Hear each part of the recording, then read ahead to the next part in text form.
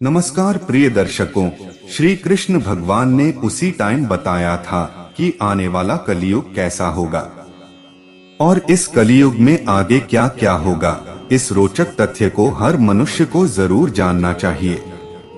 तो दर्शकों, वीडियो को ध्यान से और अंत तक जरूर सुनें और सच्चे दिल से कमेंट में जय श्री कृष्ण जरूर लिखें।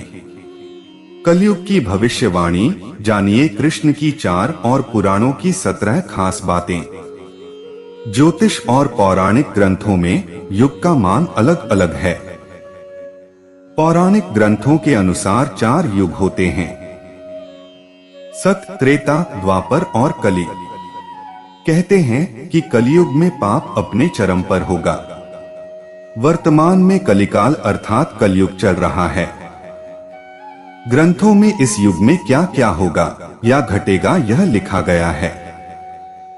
यह भी है कि इस युग में जब कहीं भी प्रलय होगा तो सिर्फ हरि कीर्तन ही उसे बचाएगा। सतयुग में प्रतीकात्मक तौर पर धर्म के 4 पैर थे। सतयुग में मनुष्य की लंबाई 32 फीट अर्थात लगभग 21 हाथ बताई गई है। इस युग में पाप की मात्रा 0 अर्थात 0% होती है। पुण्य की मात्रा 20 अर्थात 100% होती है। राजा हरिश्चंद्र हुए थे। हरिश्चंद्र ने सत्य के लिए खुद के परिवार और अंत में खुद का बलिदान भी दे दिया था। त्रेता युग में धर्म के 3 पैर थे। इस युग में मनुष्य की लंबाई 21 फीट अर्थात लगभग 14 हाथ बताई गई है। इस युग में पाप की मात्रा 5 अर्थात 25% होती है और पुण्य की मात्रा 15 अर्थात 75% होती है। इस युग में विष्णु का वामन और राम अवतार हुआ था। असुर राज बाली ने 3 पग में धरती दान कर दी, जबकि राक्षस राज रावण से सीता का अपहरण करने के बाद उन्हें छुआ तक नहीं। द्वापर में धर्म के 2 पैर ही रहे। इस युग में मनुष्य की लंबाई 11 फीट अर्थात लगभग 7 हाथ बताई गई है। इस युग में पाप की मात्रा 10 अर्थात 50% होती है, जबकि पुण्य की मात्रा 10 अर्थात 50% होती है। मतलब यह कि इस युग में आधे मनुष्य पापी और आधे पुण्यात्मा थे। इसी युग में महाभारत का युद्ध हुआ था। यह युद्ध धर्म युद्ध ही था। कृष्ण ने धर्म की रक्षा की थी। द्वापर में 2 पैर और अब कलिकाल में धर्म के पैरों का कोई नामो निशान नहीं है। धर्म अब पंगु बन गया है। इस युग में मनुष्य की औसत लंबाई 5 फीट 5 इंच अर्थात लगभग 3.5 हाथ बताई गई है। इस युग में धर्म का सिर्फ 1/4 अंश ही रह जाता है। इस युग में पाप की मात्रा 15 अर्थात 75% होती है, जबकि पुण्य की मात्रा 5 अर्थात 25% होती है। लेकिन वर्तमान में देखा जा रहा है कि कलिकाल अपने चरम पर है। यह जो 25% पुण्य की मात्रा बताई गई है, यह अब कहीं भी नजर नहीं आती है। महज 5% ही पुण्य कहीं बचा होगा। अब तो चारों तरफ पाप ही पाप नजर आता है। आओ जानते हैं कैसे। कलयुग का वर्णन कृष्ण की नजर में कैसा है। कलयुग का वर्णन करते हुए श्री कृष्ण कहते हैं कि कलयुग में ऐसे लोगों का राज्य होगा जो दोनों ओर से शोषण करेंगे, बोलेंगे कुछ और करेंगे कुछ, मन में कुछ और कर्म में कुछ। ऐसे ही लोगों का राज्य होगा। इसी प्रकार कलयुग में ऐसे लोग रहेंगे जो बड़े ज्ञानी और ध्यानी कहलाएंगे। वे ज्ञान की चर्चा तो करेंगे, लेकिन उनके आचरण राक्षसी होंगे। बड़े पंडित और विद्वान कहलाएंगे, किंतु वे यही देखते रहेंगे कि कौन सा मनुष्य मरे और हमारे नाम से संपत्ति या पद कर जाए। कलियुग का मनुष्य शिशुपाल हो जाएगा।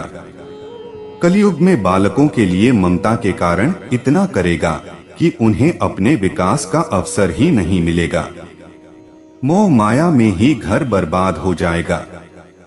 किसी का बेटा घर छोड़कर साधु बनेगा तो हजारों व्यक्ति दर्शन करेंगे, किंतु यदि अपना बेटा साधु बनता होगा तो रोएंगे कि मेरे बेटे का क्या होगा। इतनी सारी ममता होगी कि उसे मोह माया और परिवार में ही बांध कर रखेंगे और उसका जीवन वहीं खत्म हो जाएगा। अंत में बेचारा अनाथ होकर मरेगा। कलयुग में धनाढ्य लोग लड़के लड़की के विवाह में, मकान के उत्सव में, छोटे बड़े उत्सवों में तो लाखों रुपए खर्च कर देंगे, परंतु पड़ोस में ही यदि कोई भूखा प्यासा होगा तो यह नहीं देखेंगे कि उसका पेट भरा है या नहीं। उनका अपना ही सगा भूख से मर जाएगा और वे देखते रहेंगे। दूसरी ओर मौज मदिरा, मांस भक्षण, सुंदरता और व्यसन में पैसे उड़ा देंगे, किंतु किसी के दो आंसू पोंछने में उनकी रुचि न होगी। कलयुग में मानव का मन नीचे गिरेगा, उसका जीवन पतित होगा। यह पतित जीवन धन की शिलाओं से नहीं रुकेगा, न ही सत्ता के वृक्षों से रुकेगा, किंतु हरि नाम के एक छोटे से पौधे से, हरि कीर्तन के एक छोटे से पौधे से मनुष्य जीवन का पतन होना रुक जाएगा। पुराणों में लिखा है कि जो व्यक्ति संगठन या समाज वेद विरुद्ध आचरण कर भारत की धार्मिक और सांस्कृतिक एकता को खंडित करेगा, उसका आने वाले समय में समूल नाश हो जाएगा। पुराणकार मानते हैं कि जैसे जैसे कलयुग आगे बढ़ेगा वैसे वैसे भारत की गद्दी पर वेद विरोधी लोगों का शासन होने लगेगा। ये ऐसे लोग होंगे जो जनता से झूठ बोलेंगे और अपने कुतर्कों द्वारा एक दूसरे की आलोचना करेंगे और जिनका कोई धर्म नहीं होगा। ये सभी विधर्मी होंगे। ये सभी मिलकर भारत को तोड़ेंगे और अंत में भारत को एक अराजक भूमि बनाकर छोड़ देंगे। ज्यों ज्यों घोर कलयुग आता जाएगा त्यों त्यों सौराष्ट्र, अवंती, अधीर, शूर, अर्बुद और मालव देश के ब्राह्मणगण संस्कार शून्य हो जाएंगे तथा राजा लोग भी शूद्र तुल्य हो जाएंगे। अपनी तुच्छ बुद्धि को ही शाश्वत समझकर कुछ मूर्ख ईश्वर की तथा धर्म ग्रंथों की प्रामाणिकता मांगने का दुस्साहस करेंगे। इसका अर्थ है कि उनके पाप जोर मार रहे हैं। जब सभी वेदों को छोड़कर संस्कार शून्य हो जाएंगे तब सिंधु तट, चंद्रभाग का तटवर्ती प्रदेश, कौंतीपुरी और कश्मीर मंडल पर प्राय शूद्रों का संस्कार ब्रह्मतेज से हीन नाम मात्र के द्विजों का और म्लेच्छों का राज होगा। सबके सब राजा यानी राजनेता आचार विचार में म्लेच्छप्राय होंगे। वे सब एक ही समय में भिन्न भिन्न प्रांतों में राज करेंगे। ये सबके सब परले सिरे के झूठे, अधार्मिक और स्वल्प दान करने वाले होंगे। छोटी बातों को लेकर ही ये क्रोध के मारे आग बबूला हो जाएंगे। ये दुष्ट लोग स्त्री, बच्चों, गौओं और ब्राह्मणों को मारने में भी नहीं हिचकेंगे। दूसरे की स्त्री और धन हथिया लेने में ये सदा उत्सुक रहेंगे। न तो इन्हें बढ़ते देर लगेगी और न घटते। इनकी शक्ति और आयु थोड़ी होगी।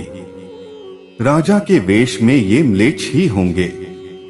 वे लूट खसोट कर अपनी प्रजा का खून चूसेंगे।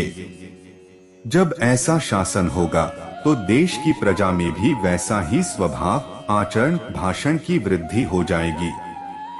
राजा लोग तो उनका शोषण करेंगे ही, आपस में वे भी एक दूसरे को उत्पीड़ित करेंगे और अंत में सबके सब नष्ट हो जाएंगे।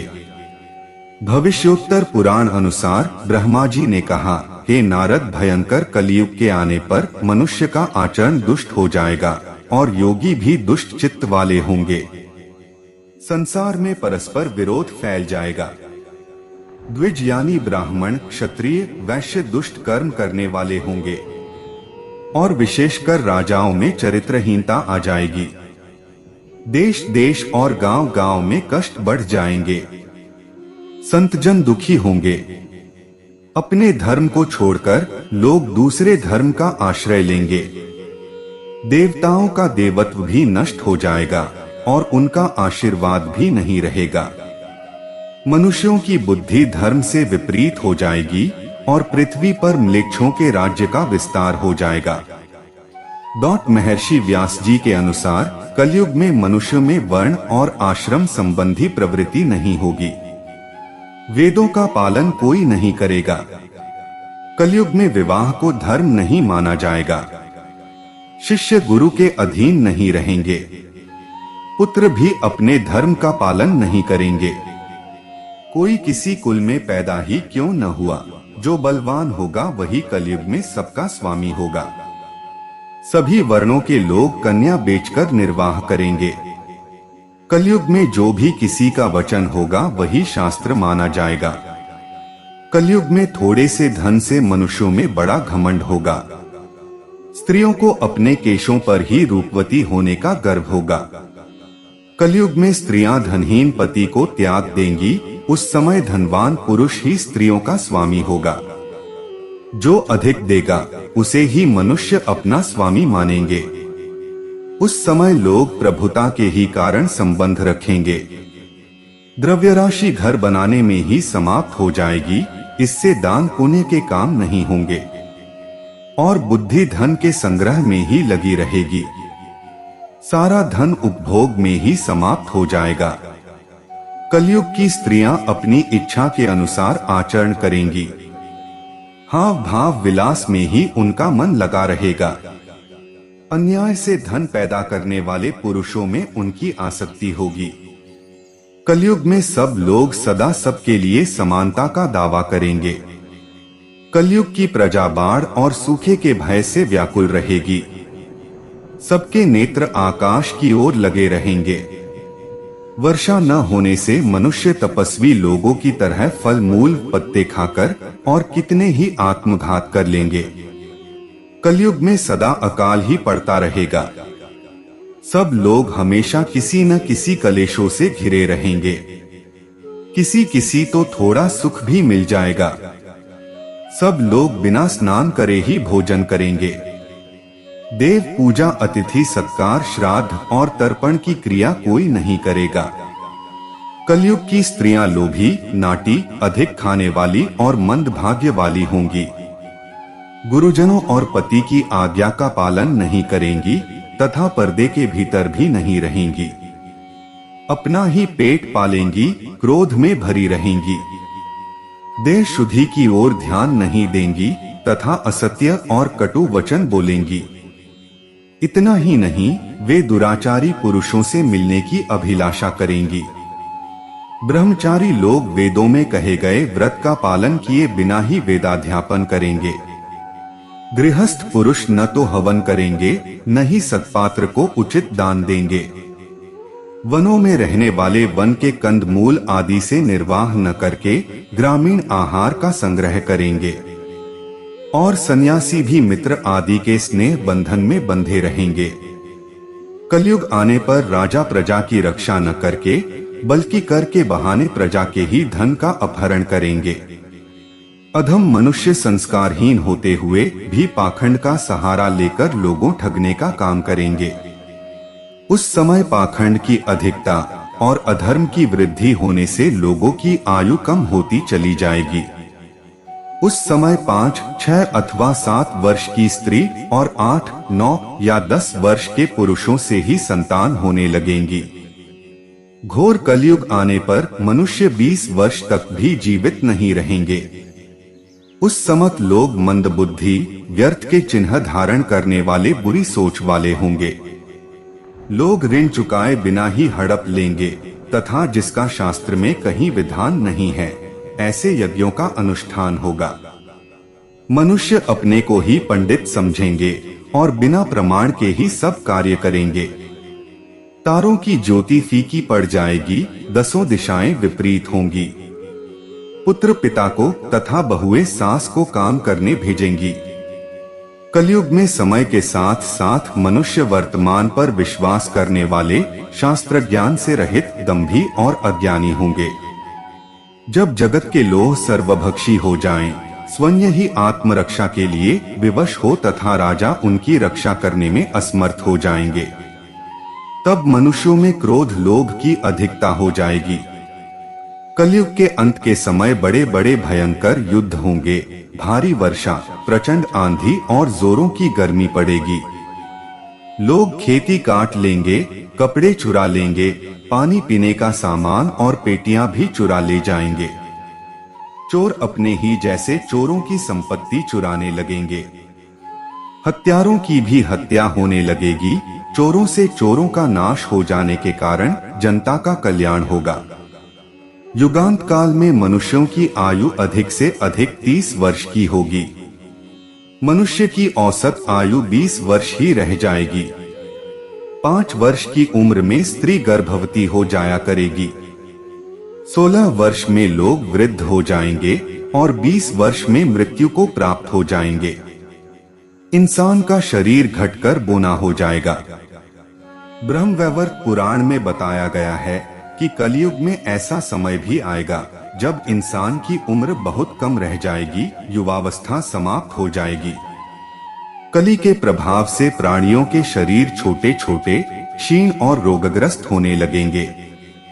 श्रीमद् भागवत के 12 स्कंध में कलयुग के धर्म के अंतर्गत श्री शुकदेव जी परीक्षित जी से कहते हैं, ज्यों ज्यों घोर कलयुग आता जाएगा त्यों त्यों उत्तरोत्तर धर्म, सत्य, पवित्रता, क्षमा, दया, आयु, बल और स्मरण शक्ति का लोप होता जाएगा।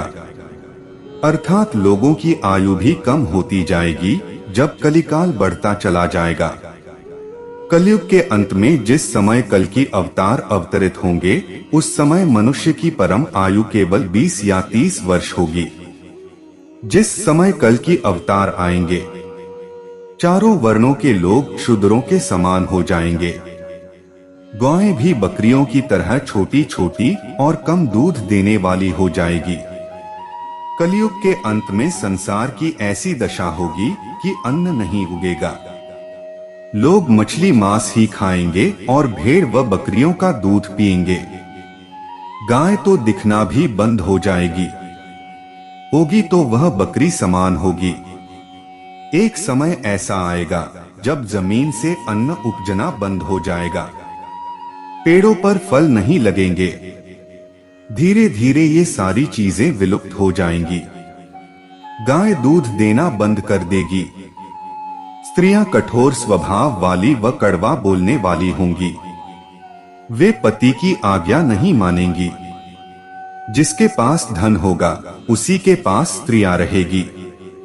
मनुष्यों का स्वभाव गधों जैसा दुस्सह, केवल गृहस्थी का भार ढोने वाला रह जाएगा। लोग विषी हो जाएंगे। धर्म कर्म का लोप हो जाएगा। मनुष्य जपरहित, नास्तिक व चोर हो जाएंगे। सभी एक दूसरे को लूटने में रहेंगे। कलयुग में समाज हिंसक हो जाएगा। जो लोग बलवान होंगे उनका ही राज चलेगा। मानवता नष्ट हो जाएगी। रिश्ते खत्म हो जाएंगे। एक भाई दूसरे भाई का ही शत्रु हो जाएगा। जुआ, शराब, परस्त्रीगमन और हिंसा ही धर्म होगा। पुत्र पिता का और पिता पुत्र का वध करके भी उद्विग्न नहीं होंगे। अपनी प्रशंसा के लिए लोग बड़ी बड़ी बातें बनाएंगे, किंतु समाज में उनकी निंदा नहीं होगी। उस समय सारा जगत म्लेच्छ हो जाएगा, इसमें संशय नहीं। एक हाथ दूसरे हाथ को लूटेगा। कलयुग में लोग शास्त्रों से विमुख हो जाएंगे। अनैतिक साहित्य ही लोगों की पसंद हो जाएगा। बुरी बातें और बुरे शब्दों का ही व्यवहार किया जाएगा। स्त्री और पुरुष दोनों ही अधर्मी हो जाएंगी। स्त्रियां पतिव्रत धर्म का पालन करना बंद कर देगी और पुरुष भी ऐसा ही करेंगे। स्त्री और पुरुषों से संबंधित सभी वैदिक नियम विलुप्त हो जाएंगे। अंत में इस घोर कलिकाल से बचने का एकमात्र तरीका यह है कि व्यक्ति को वेदों की ओर लौट आना चाहिए और हर समय हरि कीर्तन करके खुद को सुरक्षित रखना चाहिए। जो व्यक्ति धर्म से विमुख होकर रहेगा वह कहीं भी कभी भी अकाल मौत को प्राप्त होगा या हर समय दुखी और संकटों से ही घिरा रहेगा। धर्म, सत्यवादिता, स्वच्छता, सहिष्णुता, दया, जीवन की अवधि, शारीरिक शक्ति और स्मृति सभी दिन ब दिन घटती जाएगी। कलयुग में जिस व्यक्ति के पास जितना धन होगा वो उतना गुणी माना जाएगा और कानून न्याय केवल एक शक्ति के आधार पर लागू किया जाएगा। इस युग में पुरुष और स्त्री साथ साथ रहेंगे और व्यापार में सफलता छल पर निर्भर करेगी। पहले के समय में जो ब्राह्मण रहते थे वे अपने शरीर पर बहुत कुछ धारण करते थे, पर कलयुग में वे लोग सिर्फ एक धागा पहनकर अपने ब्राह्मण होने का दावा करेंगे। जो व्यक्ति बहुत चालाक और स्वार्थी होगा वो इस युग में बहुत विद्वान माना जाएगा। इस युग में जिस व्यक्ति के पास धन नहीं होगा वह अधर्मी, अपवित्र और बेकार माना जाएगा। विवाह बस एक समझौता होगा दो लोगों के बीच। लोग बस स्नान करके समझेंगे कि वे अंतरात्मा से भी साफ सुथरे हो गए हैं। पेट भरना लोगों का लक्ष्य हो जाएगा। ऐसा माना जाएगा कि मनुष्य की सुंदरता उसके बालों से होगी। पृथ्वी भ्रष्ट लोगों से भर जाएगी और लोग सत्ता हासिल करने के लिए एक दूसरे को मारेंगे। अकाल और अत्यधिक करों द्वारा परेशान लोग पत्ते, जड़, मांस, जंगली शहद, फल, फूल और बीज खाने को मजबूर हो जाएंगे। भयंकर सूखा पड़ेगा। ठंड, हवा, गर्मी, बारिश और बर्फ ये सब लोगों को बहुत परेशान करेंगे। कृष्ण ने कहा था ऐसा होगा कलयुग।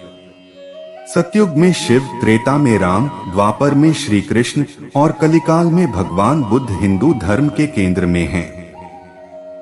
लेकिन श्री कृष्ण के धर्म को भूत, वर्तमान और भविष्य का धर्म बताया गया है। श्री कृष्ण का जीवन ही हर तरह से शिक्षा देने वाला है। महाभारत और गीता विश्व की अनुपम कृति है। महाभारत हिंदुओं का ही नहीं समस्त मानव जाति का ग्रंथ है। इससे प्रत्येक मानव को एक अच्छी शिक्षा और मार्ग मिल सकता है। प्रत्येक मनुष्य को इसे पढ़ना चाहिए, सुनना चाहिए। महाभारत में जीवन से जुड़ा ऐसा कोई सा भी विषय नहीं है जिसका वर्णन न किया गया हो और जिसमें जीवन का कोई समाधान न होगा। महाभारत में देश, धर्म, न्याय, राजनीति, समाज, योग, युद्ध, परिवार, ज्ञान, विज्ञान, अध्यात्म, तकनीकी आदि समस्त विषयों का वर्णन मिलेगा। वर्तमान युग में महाभारत के एक प्रसंग से आज का मानव कुछ सीख ले सकता है। यह प्रसंग उस वक्त का है जबकि पांचों पांडवों को वनवास हो गया था। वनवास जाने से पूर्व पांडवों ने भगवान श्री कृष्ण से कहा, हे श्री कृष्ण, अभी यह द्वापर का अंतकाल चल रहा है। आप हमें बताइए कि आने वाले कलियुग में कलिकाल की चाल या गति क्या होगी, कैसी होगी। श्री कृष्ण कहते हैं, तुम पांचों भाई वन में जाओ और जो कुछ भी दिखे वह आकर मुझे बताओ, मैं तुम्हें उसका प्रभाव बताऊंगा। पांचों भाई वन में चले गए। वन में उन्होंने जो देखा उसको देखकर वे आश्चर्यचकित रह गए। आखिर उन्होंने वन में क्या देखा और श्री कृष्ण ने क्या जवाब दिया, यह एक रोचक प्रसंग है, इसे पूरा जरूर सुनो। पांचों भाई जब वन में रहने लगे तो एक बार चारों भाई अलग अलग दिशाओं में वन भ्रमण को निकले। युधिष्ठिर भ्रमण पर थे तो उन्होंने एक जगह पर देखा कि किसी हाथी की दो सूंड है। यह देखकर युधिष्ठिर के आश्चर्य का ठिकाना नहीं रहा। अर्जुन दूसरी दिशा में भ्रमण पर थे। कुछ दूर जंगल में जाने पर उन्होंने जो देखा उसे देखकर वे आश्चर्य में पड़ गए। उन्होंने देखा कि कोई पक्षी है, उसके पंखों पर वेद की ऋचाएं लिखी हुई हैं, पर वह पक्षी मुर्दे का मांस खा रहा है। दोनों भाइयों की तरह भीम भी भ्रमण पर थे। भीम ने जो देखा वह भी आश्चर्यजनक था। उन्होंने देखा कि गाय ने बछड़े को जन्म दिया है। जन्म के बाद वह बछड़े को इतना चाट रही है कि बछड़ा लहूलुहान हो गया। सहदेव जब भ्रमण पर थे तो उन्होंने चौथा आश्चर्य देखा कि 6-7 कुएं हैं और आसपास के कुओं में पानी है, किंतु बीच का कुआं खाली है। बीच का कुआं गहरा है, फिर भी पानी नहीं है। उन्हें यह देखकर घोर आश्चर्य हुआ कि ऐसा कैसे हो सकता है। नकुल भी भ्रमण पर थे और उन्होंने भी एक आश्चर्यजनक घटना देखी। नकुल ने देखा कि एक पहाड़ के ऊपर से एक बड़ी सी शिला लुढ़कती हुई आती है और कितने ही वृक्षों से टकराकर उनको नीचे गिराते हुए आगे बढ़ जाती है। विशालकाय वृक्षों भी उसे रोक न सके। इसके अलावा वह शिला कितनी ही अन्य शिलाओं के साथ टकराई, पर फिर भी वह रुकी नहीं। अंत में एक अत्यंत छोटे पौधे का स्पर्श होते ही वह स्थिर हो गई। पांचों भाइयों ने अपने देखे गए दृश्य की चर्चा की और शाम को श्री कृष्ण को अपने अनुभव सुनाए। सबसे पहले युधिष्ठिर ने कहा कि मैंने तो पहली बार 2 सूंड वाला हाथी देखा। यह मेरे लिए बहुत ही आश्चर्यजनक था। तब श्री कृष्ण कहते हैं, हे धर्मराज, अब तुम कलिकाल की सुनो। कलयुग में ऐसे लोगों का राज्य होगा जो दोनों ओर से शोषण करेंगे, बोलेंगे कुछ और करेंगे कुछ, मन में कुछ और कर्म में कुछ। ऐसे ही लोगों का राज्य होगा। इससे तुम पहले राज्य कर लो। युधिष्ठिर के बाद अर्जुन ने कहा कि मैंने जो देखा वह तो इससे भी कहीं ज्यादा आश्चर्यजनक था। मैंने देखा कि एक पक्षी के पंखों पर वेद की ऋचाएं लिखी हुई हैं और वह पक्षी मुर्दे का मांस खा रहा है। तब श्री कृष्ण कहते हैं, इसी प्रकार कलयुग में ऐसे लोग रहेंगे जो बड़े ज्ञानी और ध्यानी कहलाएंगे। वे ज्ञान की चर्चा तो करेंगे, लेकिन उनके आचरण राक्षसी होंगे। बड़े पंडित और विद्वान कहलाएंगे, किंतु वे यही देखते रहेंगे कि कौन सा मनुष्य मरे और हमारे नाम से संपत्ति कर जाए। हे अर्जुन, संस्था के व्यक्ति विचारेंगे कि कौन सा मनुष्य मरे और संस्था हमारे नाम से हो जाए। हर जाति धर्म के प्रमुख पद पर बैठे विचार करेंगे कि कब किसका श्राद्ध हो, कौन कब किस पद से हटे और हम उस पर चढ़े। चाहे कितने भी बड़े लोग होंगे, किंतु उनकी दृष्टि तो धन और पद के ऊपर ही रहेगी। ऐसे लोगों की बहुतायत होगी, कोई कोई विरला ही संत पुरुष होगा। अर्जुन के सवाल के जवाब के बाद भीम ने अपना अनुभव सुनाया। भीम ने कहा कि मैंने देखा कि गाय अपने बछड़े को इतना चाटती है कि बछड़ा लहूलुहान हो जाता है।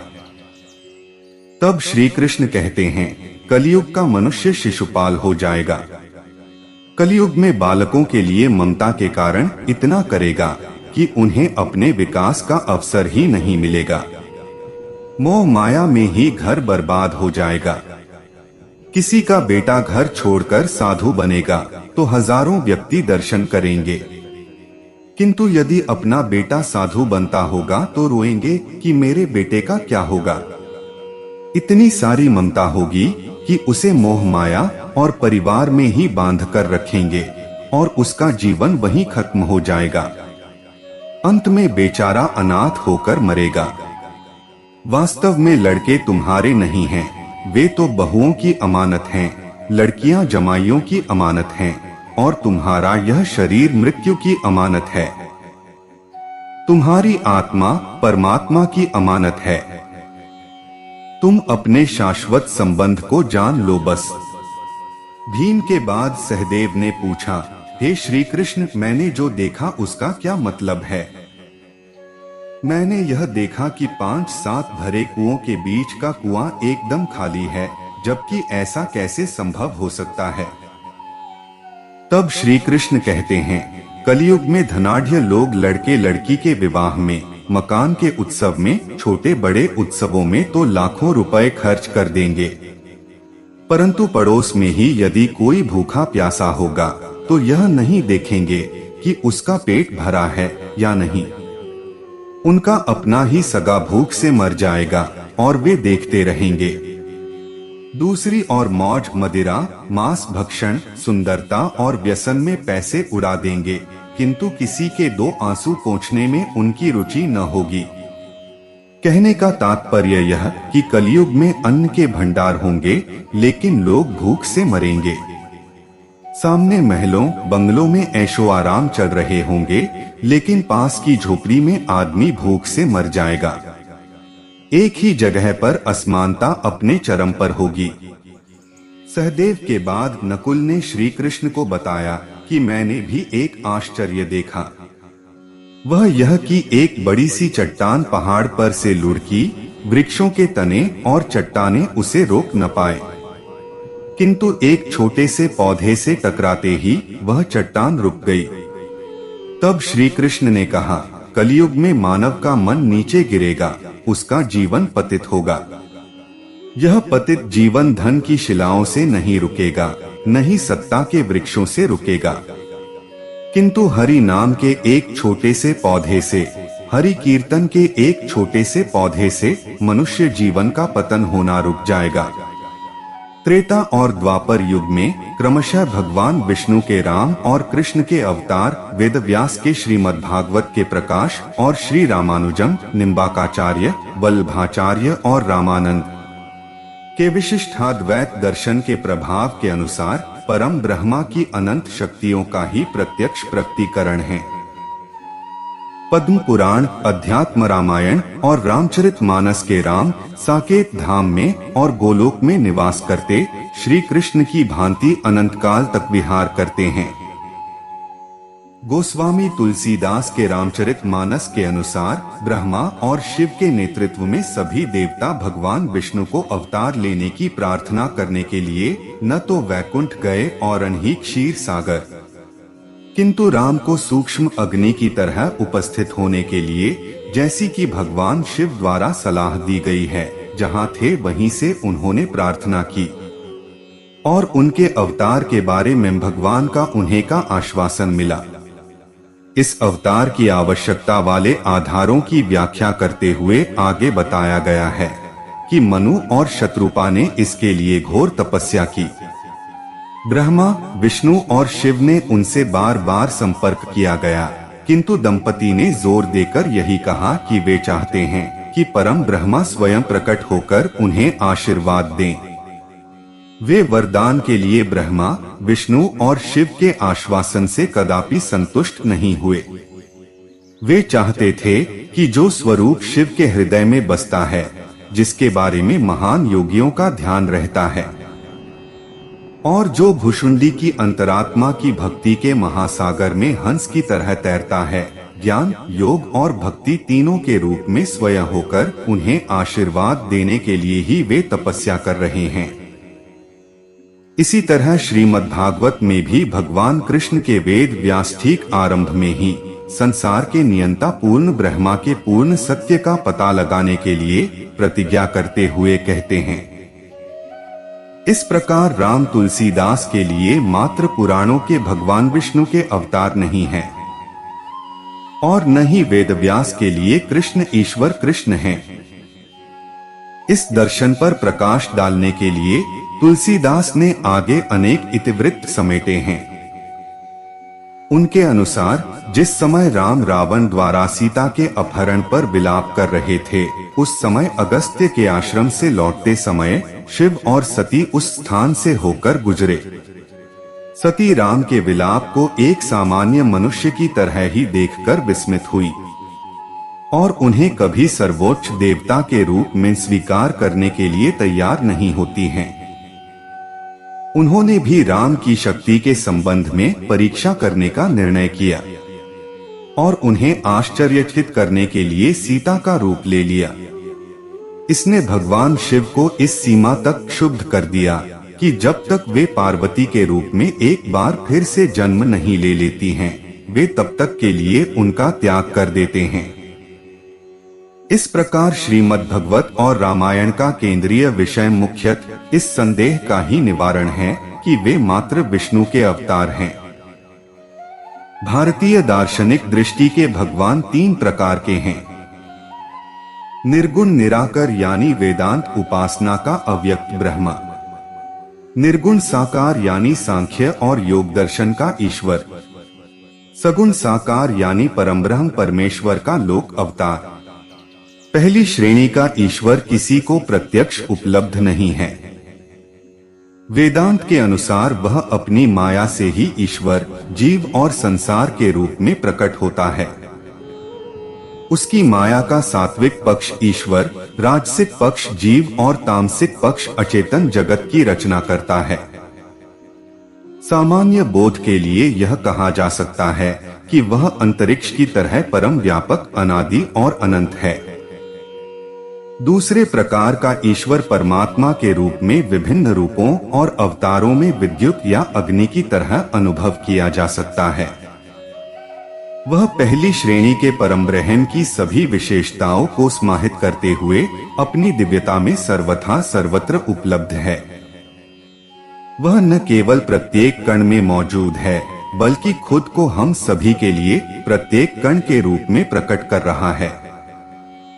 और मात्र हमारे अनुभव ही नहीं बल्कि बोध के लिए उपलब्ध है। तीसरे सगुण साकार भगवान को हम भगवान विष्णु के प्रधान 10 अथवा कुल 24 अवतारों के रूप में समझ सकते हैं।